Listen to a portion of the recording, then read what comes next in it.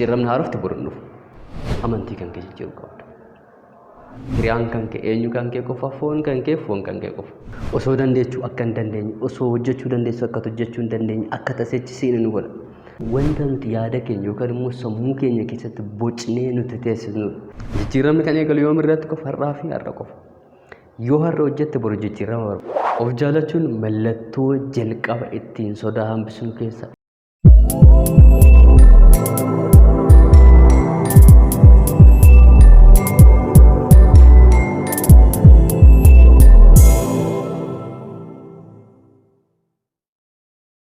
Eshi akkam jirtan jaalatamtoota hordoftoota miidiyaa Kakuu hundi keessaniyyuu nagaa jirtu.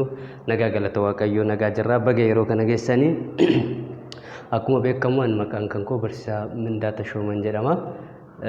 Yeroo darbes wantoota tokko ilaallee gargar baanee maal akka ilaaluu qabnu yookaan immoo ilaalcha yaada keenya haala kamiin jijjiiruu qabna, ilaalcha yaada keenya haalota ittiin jijjiiruu qabu tokko ilaallee turre. Har'a immoo yoo yama Waaqayyoo ta'e wantoota ijoo ta'an yookaan immoo wantoota akka nuti yaada keenya hin jijjiirre gufuun itti ta'uu danda'an yookaan immoo wantoota akka nuti yaada keenya hin jijjiirre godhan maal akka ta'e tokko inni ilaalla. Ana faana bu'aa. Akkuma immoo yeroo duraatti irratti ilaalle congenital distortion ilaallee turre wantoota yaada keenya yookaan immoo hudhoo ta'anii nu rakkisaa turan 5 ilaallee turre. Isaan maxxansee immoo kan hafanis bal'inaan ilaalla. Isaan dursa garuu har'a akka mata dureetti yookaan immoo akka ijootti isiniif kanan qabadhee dhufe wantoonni kunneen yookaan immoo wantoonni hudhoo nuti ta'an kun maalirraa nuuf dhufuu danda'an akkamitti nu qabachuu danda'an haala kamiin keessa keenya turuu danda'an isa jedhu bal'innes ni ilaalla. Inni kun gaafii hunda keessanii akka ta'e abdiin qaba. Jalqaba irratti garuu yaada keenya jijjiiruudhaaf yookaan immoo yaada keenya akka nuti hin jijjiirre wanti hudhaa nuti ta'an maali? Inni kun gaafii hunda keenyati.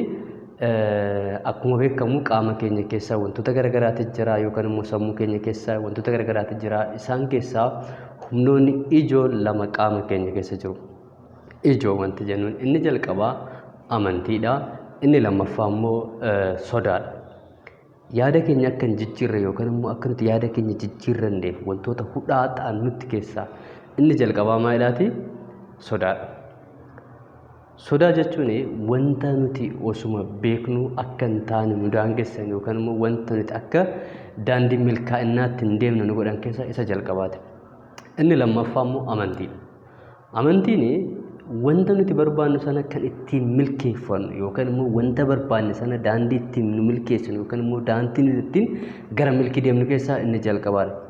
Amantiin keessa keenya keessatti maaluma wantoota guddaa yookaan immoo wanta nuti barbaannu, wanta nuti yaadnu, wanta sammuun keenya barbaadu, wanta nuti keessa keenyatti barbaannu tokko isaatiin fida. Sodaan garuu inversiidha. Faallaa waan kanaati. Osoo dandeechuu akka hin dandeenye, osoo hojjechuu dandeessu akka hojjechuu hin dandeenye akka taseechi siin nu godha. Kanaafidha yeroo baay'ee waa yeroo yaadnu maal taana baay'inaan baay'ee sodaanna. Itti deemuun barbaannu irraa of harkisna duuba. Sababni isaa amantiin keessa keenya jiru hir'achuurra kan ka'e. Maalidha amantiin? Amantiin maalidha? Amantiin wanta nuti yaada keenya yookaan immoo sammuu keenya keessatti bocnee nuti teessisnudha. Sodaan immoo amantii keenya sana akka nuti hin baasne nu godha. Kanaafiyyuu har'a jijjiiramuu barbaadde yookaan immoo ilaalcha yaada kan kootiin nan jijjiire jettee guyyaa ilaaltu jalqaba irratti maalii kan kee jijjiiruu qabda? Amantii kan kee jijjiiruu qabda. Waan hojjettutti amanuu qabdu, waan barbaaddu sanitti amantee hojjechuu qabdu, waan keessa kee jiru sanitti amantee itti deemuu qabda.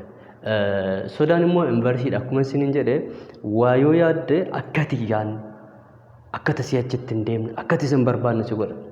Kanaafidha namoonni baay'een maal ta'u waa hojjechuu ni barbaadu osoo akkas ta'ee hojjechuu ni barbaadu odoon akkana ta'e. Inni kunniin osoo wantoonni jedhu yookaan immoo utuu wantoonni jedhuun kun duubatti nu baay'ee duubatti nu harkisa. Kanaafiyyuu maal gochuu qabna? Isa sodaa jedhu kan ofirraa hambisuu qabna. Ilaalcha yaada keenya jijjiiruudhaaf karaan salphaan yookaan immoo karaan ijoon inni jalqabaa maalidha? Amantii keenya sirreeffachuudha. Wanta hojjechuu barbaannu yookaan immoo wanta keessa keenya jiru wanta baasuu barbaannu sana maal gochuudha? Itti amanuudha. Amantiin guyyaa keessa keenya jiraatu kaka'umsa cimaatu uumama. Kaka'umsa cimaa. Kanaafidha namoonni baay'een guyyaa waa hojjechuu barbaadanii inni jalqabaa amantii isaanii cimsachuu qabu. Keessa isaaniitti amantii keenya cimsachuu qabna. Wanta hojjechuu barbaannu, wanta raawwachuu barbaannu, wanta gara fuulduraatti argachuu barbaannu sana maal gochuu qabna? Itti amannee hojjechuu qabna. Kanaafiyyuu wanti jalqaba nuti ilaalcha yaada keenyaa jijjiiruudhaaf gochuu qabnu keessa maadha? Amantii keenya cimsuudha. Amantii waan itti hojjechuu barbaannu sana, amantaa wanta gochuu barbaannu sana ofitti cimsine taanaan baay'ee salphaadha. Amantiin sun immoo maaluma keessa keenyatti kaka'umsa nu uuma.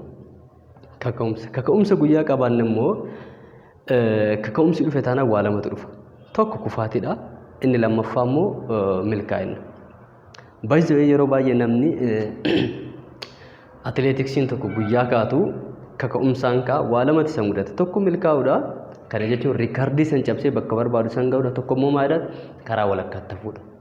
Kan yeroo baay'ee namoota nu rakkisu yookaan immoo jireenya keenya keessatti wanni akka ijootti nu rakkisu maalidhaati? Iddoo barbaanne sana yookaan immoo iddana ga'uu barbaanne sana osoo hin gahin karaatti hafuudha. Milkaa'ina barbaannu sana osoo bakkaan hin gahin maalidha? Karaatti hafuudha. Maalidha wanta kana kan fiduu danda'u? Inni jalqabaa rakkinni yookaan immoo milkaa'ina nuti barbaanne sana akka nuti hin geenye kan nu godhu ilaalcha yaada keenyati. Ilaalcha yaada keenya immoo maal ta'uudha? Tokko laphee lamaan deemuudha. The basical yookaan immoo wanti ijooni milkaa'ina keenya daangatti hambisu yookaan immoo milkaa'ina keenya nu harkaa ciree hambisu keessaa inni jalqabaa maalidhaati? Laphee lama ta'uudha. Hojjedhu moo dhiisuu, barbaadu moo dhiisuu, ta'innaa laata, hin ta'u laata guyyaa jettu maal taata? Gara duubatti harkifamaa deemta baay'ee. Guyyaa sana maal gocha? Riikaardii barbaaddu sana bira ga'uu gonkumaayyuu hin dandeessu. Kanaafiyyuu riikaardii barbaaddu sana yookaan immoo iddoo barbaaddu sana ga'uudhaaf inni jalqabaa waan hojjettu yookaan immoo waan dalaguu barbaaddu sana irratti laphee guutuudhaan ka'u. Laphee guutuudhaan ka'u. Inni lammaffaan wanta hojjettu sanatti guyyaa ati ciccitee hojjechuu jalqabdu, amantii kee guyyaa ciccitee irratti hojjechuu jalqabdu, eenyu bira ga'uu dandeessaa? Beekumsa yookaan immoo fedhii kan kee isa dhokate sana bira ga'uu dandeessa. Fakkeenyaaf guyyaa sodaattee iddana kamuu ga'uu hin dandeessu gonkumaayyuu. Milkaa'ina barbaaddu bira ga'uu hin dandeessu, iddoo barbaadde sana bira ga'uu hin dandeessu, waan barbaadde sana bira ga'uu sirumaayyuu hin dandeessu. Sababni isaa si harkisa duubatti. Sodaan duubatti si harkisa, milkaa'inni immoo maalidhaa? Gara fuulduraatti. Kanaafidha namoonni baay'een ni hojjetu, yeroo hojjetan tokkorraa lama argatu, lamarraa meeqa argatu? Sadii argachaa deemu. Inni lammaffaa sodaa keenya balleessuudha gonkumatti. Inni sadaffaan namoota nuyi fakkeenya ta'an duuba bu'uudha. The way inni ittiin ilaalcha keenya jijjiiruu dandeenyu inni ijoon inni sadaffaan maalidhaati? Namoota nutiif fakkeenya ta'an, namoota nutiif ijoo ta'an duuba bu'uudha. Fakkeenya yeroo baay'ee amaloota gadhee yeroo baay'ee namoonni keenya yookaan nuti ittiin rakkannu keessaa namoota nu gadi jiranitti bakka olaantummaa keenya argisiisuu jara akka caalletti amma iddoon akka irra jiru kun bareedaatti iddoon irra jiru kun nutiif gaariidha. Warroota nu gadi jiran hin caalle garuu warra nu ol jiran san bira nu ga'uu hin danda'u gonkumaa. Kanaafiyyuu warroota nu fuuldura jiran sanaan ga'uudhaaf dirqama maal ta'uu qabna? Jara wajjin hirgoomuu, jara wajjin hiriyummaa cimsuudha. Jara wajjin hiriyummaa cimsuudhaaf immoo maal gochuudha? Dirqama isaanitti dhiyaattee fedhiin keessi kan kee yookaan immoo kaka'umsi keessi kan kee jiru cimuun dirqama isa ta'a jechuudha. Sodaan immoo maal si godha? Isaan wajjin hiriyaan ta'in akkamitti jara wajjin dhiyaatta, akkamitti isaanii qixxaatasiin jechuu danda'a. Isaan kanneen ofirraa hambisuudha. Jalqaba irratti akkuma ilaalle barumsa yeroo darbee keessatti sammuu keenya keessatti wanti nuti bocanne jireenya amma nuti jiraannu nutti mul'isa. Fakkeenyaaf nama nu ol jiru yookaan immoo qabeenyaan ta'inna beekumsaan ta'inna isaan sana faana deemuu ni sodaanna taanaan isaan sanatti dhiyaachuu ni sodaanna taanaan gonkumaa jaraan wal qixxee ta'uu hin dandeenye. Har'as asuma jirraa borus asuma jirraa jechuudha. Kanaafiyyuu namoota nu dursan faana guyyaa bunu maal goona? Isaan wal qixxaachaa deemna. Inni sadaffaa maal gochuu qabna?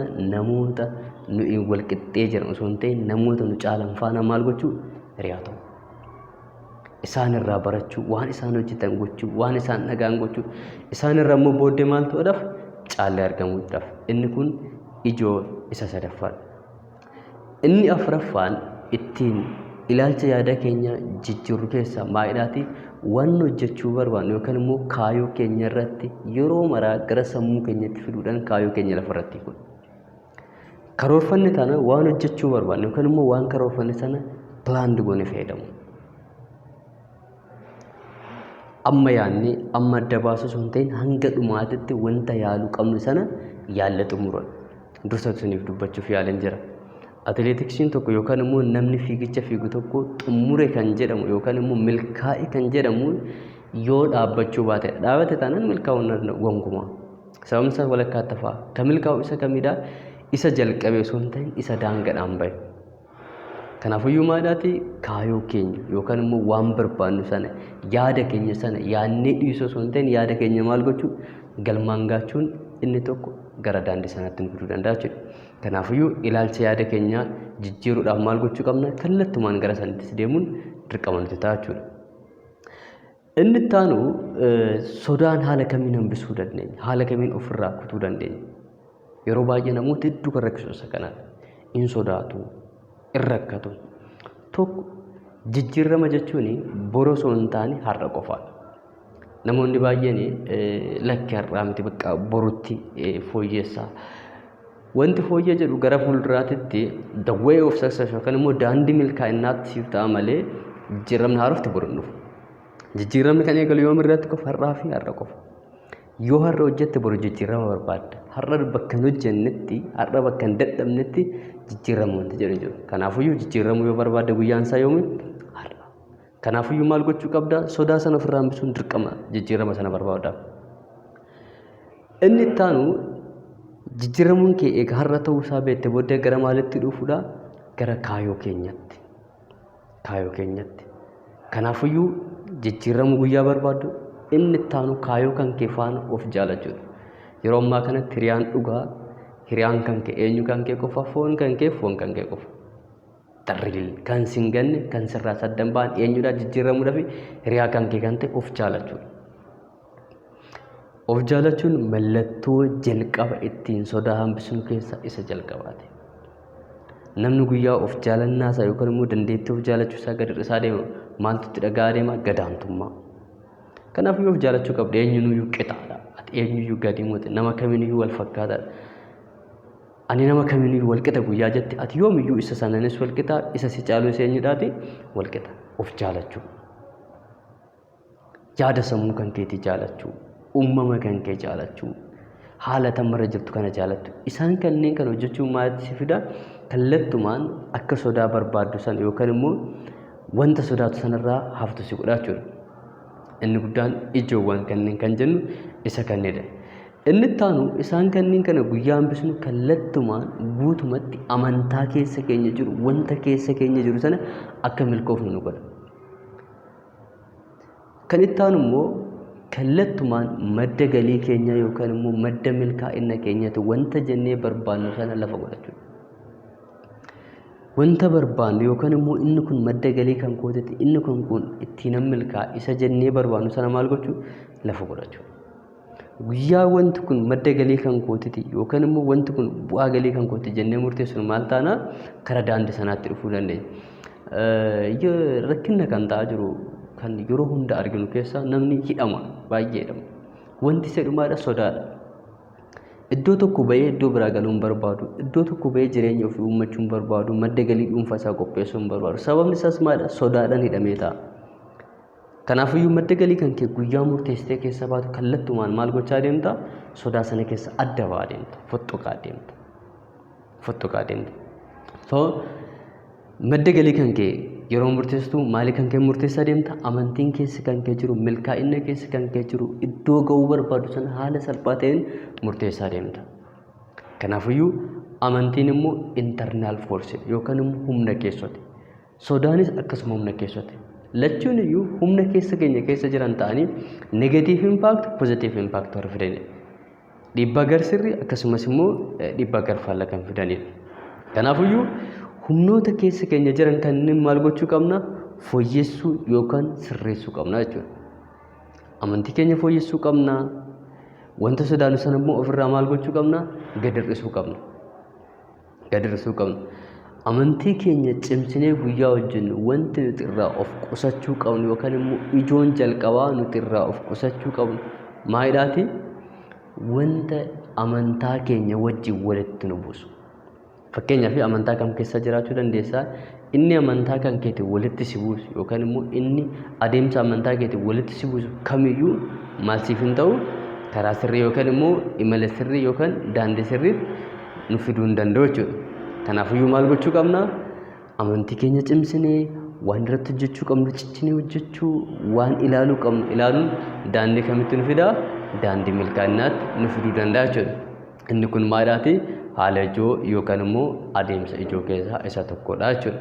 Kanaafiyyuu wanti nuti yeroo baay'ee gochuu qabnu yookaan immoo ilaaluu qabnu yookaan immoo hordofuu qabnu maadhaati? Wanta keessa keenya jiru yookaan immoo humna keessa keenya jiru sana maal gochuudha? Baasnee itti fedha. Isa sana akkam baasnee fi humni lammataa keessa keenya jiru sodaadha. Akkuma isiniin jedhe sodaa maal gochuudha? Haala salphaa ta'een ofirraa hambisuu ni danda'ama jechuudha. Kanaafiyyuu sodaa keessa keenya jiru ofirraa hambisnee gara milkaa'inaatti yookaan immoo gara daandii milkaa'inaatti haaluma salphaa ta'een dhufuu ni danda'ama jechuudha.